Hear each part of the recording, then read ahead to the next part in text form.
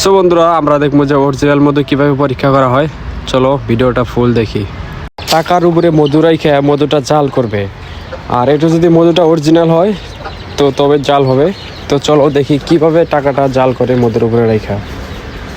Original মৌ ইয়া ঠিক আছে না স্যার? দাদা জ্বলা নাই কিন্তু দে, জ্বলা নাই গোটেইখানে এই কৰি দিয়া আমাৰ দাদাই বলছে এনেকে বলে দিছে পাক কৰি দে। দেখি কি হয়।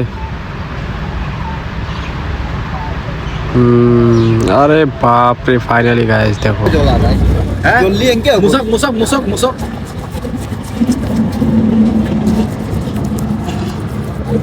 ঠিক আছে না? ওকে মুছিল আপোনাৰ চাও মুছিল টকাখান ভিজি গিলা আৰু টকাখান ভিজি গিলা গৰম হৈ গিলা